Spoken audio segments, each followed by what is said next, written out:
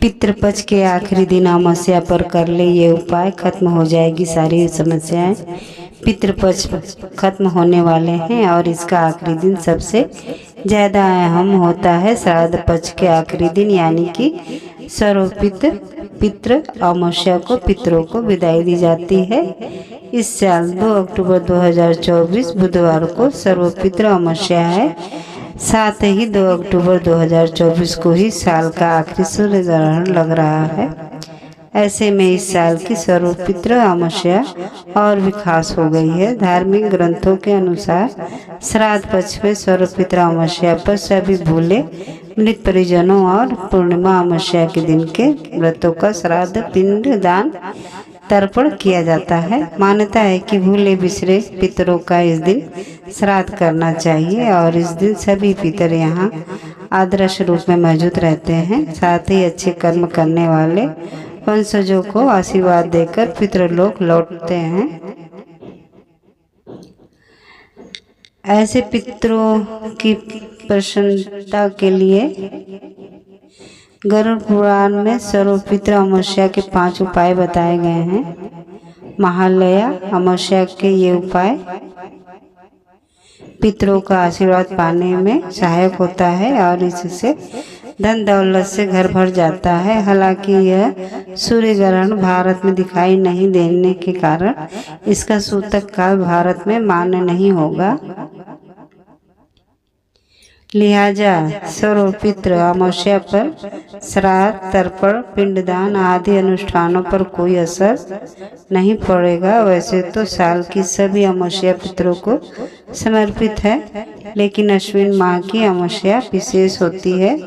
अश्विन अमावस्या पितृपक्ष का आखिरी दिन होता है, इसलिए इसे सर्वपितृ अमावस्या कहते हैं। पितृपक्ष की अमावस्या के लिए ज्ञान अज्ञान और जिन पितरों की मृत्यु की तिथि पता ना हो तो उनका श्राद्ध तर्पण किया जाता है। जानिए सर्वपितृ अमावस्या के उपाय। कब है सर्वपितृ अमावस्या? हिंदू पंचांग के अनुसार अमावस्या तिथि का आरंभ 1 अक्टूबर को रात में 9:40 पर होगा। सर्वपितृ अमावस्या तिथि का समापन 2 तारीख की मध्य रात्रि 2:19 पर होगा। ऐसे में सर्वपितृ अमावस्या 2 अक्टूबर को है। सूर्य ग्रहण का आरंभ 1 अक्टूबर को रात में 9:40 पर आरंभ होगा और रात में 2 अक्टूबर की मध्य रात्रि 3:17 पर सूर्य ग्रहण समाप्त हो जाएगा। सर्वपितृ अमावस्या पर लग रहा सूर्य ग्रहण भारत में आदर्श रहने वाला है। साथ ही 2 अक्टूबर सुबह होने से पहले ही सूर्य ग्रहण समाप्त हो जाएगा। भारत में ग्रहण आदर्श होने के कारण इसका सूतक काल भी मान्य नहीं होगा। ऐसे में आप इस दिन आराम से श्राद्ध कर्म के कार्य कर सकते हैं। सर्वपितृ अमावस्या का महत्व। सर्वपितृ अमावस्या के दिन आखिरी श्राद्ध किया जाता है। इस दिन सभी पितरों के नाम से श्राद्ध कर्म के कार्य किए जा सकते हैं। इस दिन जिन परिजनों की श्राद्ध की तिथि पता नहीं होती है उनके सभी नाम से भी श्राद्ध किया जाता है। सर्वपितृ अमावस्या पर श्राद्ध पिंडदान और तर्पण आदि के कार्य करने से पितरों का विशेष आशीर्वाद प्राप्त होता है। सर्वपितृ अमावस्या के दिन सुबह के समय अपने घर के प्रवेश द्वार में एक कटोरे में चावल भरें और उसमें थोड़ी सी कपूर रख दें। इसके बाद शाम को सूर्यास्त के बाद कपूर को जला दें। इसके साथ ही अपने पितरों से कामना करें कि हे पितर, हमसे जो गलती हुई है उसके लिए हम माफ़ी मांगते हैं और अपनी कृपा हमेशा बनाए रखें। इसके बाद दूसरे दिन इन चावलों को किसी पेड़ के नीचे या फिर ऐसी जगह डाल दें जहां पर इन्हें पक्षी चुंग लें। माना जाता है कि ऐसा करने से आपके जीवन का एक नया अध्याय शुरू हो जाता है। नंबर 1, तर्पण करें। जल में काले तिल, जौ, कुश, सफ़ेद फूल मिलाकर तर्पण किया जाता है। पिंड बनाने के बाद हाथ में कुशा, जौ, काला तिल, अक्षत व जल लेकर संकल्प करें। नंबर 2, पिंडदान दें। चावल को गलाकर कम से कम 3 पिंडदान पूर्वजों के नाम के बनाते हैं। पिता, दादा और दादा के पिता। पिता जिंदा हैं तो दादा, दादा के पिता और उनके पिता के नाम के पिंड बनाकर उसका विधिवत रूप से अर्पण कर जल में विसर्जित करते हैं। इसके अंतर्गत गाय, कौवे, कुत्ते, चींटी, मछली, वृक्ष और देवताओं को अन्न जल अर्पित करें। ब्राह्मणों को भोजन नहीं करा सकते हैं तो जमाई, भांजे, मामा, नाती और कुल खानदान के सभी लोगों को अच्छे से पेट भर भोजन खिलाकर दक्षिणा जरूर दें। पंचबली कर्म। गरुड़ पुराण के अनुसार सर्वपितृ अमावस्या के दिन श्राद्ध करें और श्राद्ध न कर सके तो पंचबली कर्म यानी गोबली, स्वान बलि, काक बलि, देव बलि और पिपली का दी बलि कर्म जरूर करें। इन सभी के लिए विशेष मंत्र बोलते हुए भोजन सामग्री निकाल कर रखें। आखिर में चींटियों के लिए भोजन सामग्री पत्ते पर निकालने के बाद ही ब्राह्मण के लिए भोजन परोसे। साथ ही जमाई, भांजे, मामा, नाती और कुल खानदान के सभी लोगों को अच्छे से पेट भर भोजन खिलाकर दक्षिणा जरूर दे। चौथा,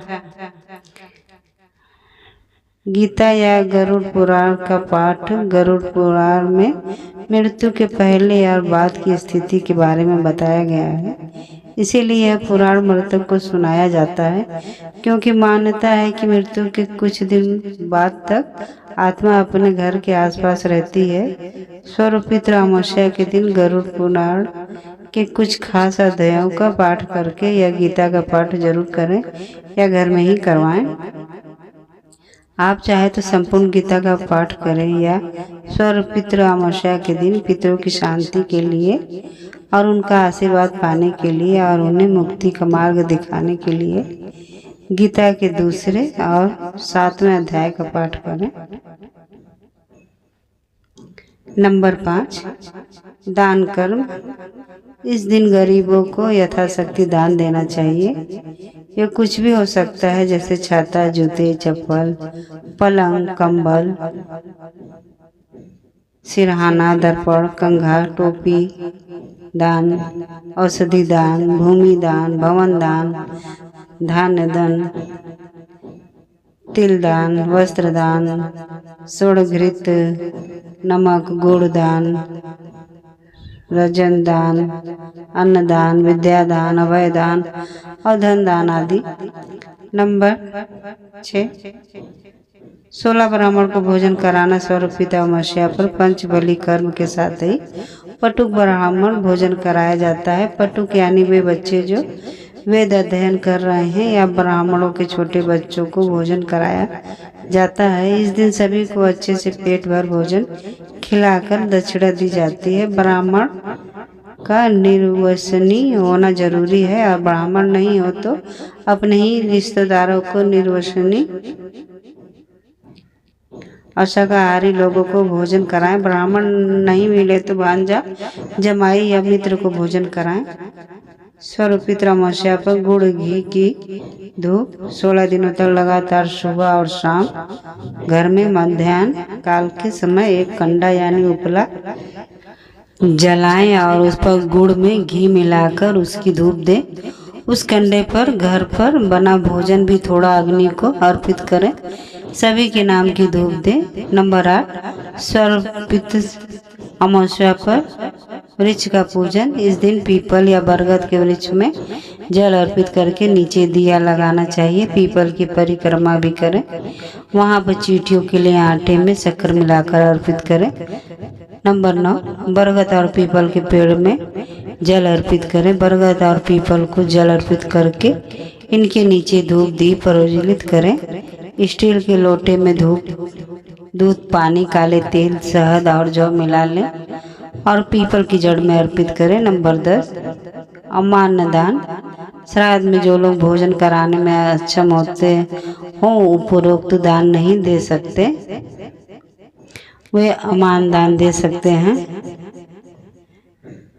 अमान दान अर्थात अन्न घी गुड़ नमक आदि भोजन में प्रयुक्त होने वाली वस्तुएं इच्छा अनुसार मात्रा में दी जाती है।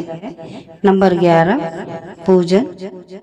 पितृदेव अरियमा की पूजा के साथ ही इस दिन श्री हरि विष्णु यमदेव और चित्रगुप्त की पूजा भी करते हैं। वडनल सोम अरियमा और यम ये 4 पितरों की जमात के मुख्य गण प्रधान हैं।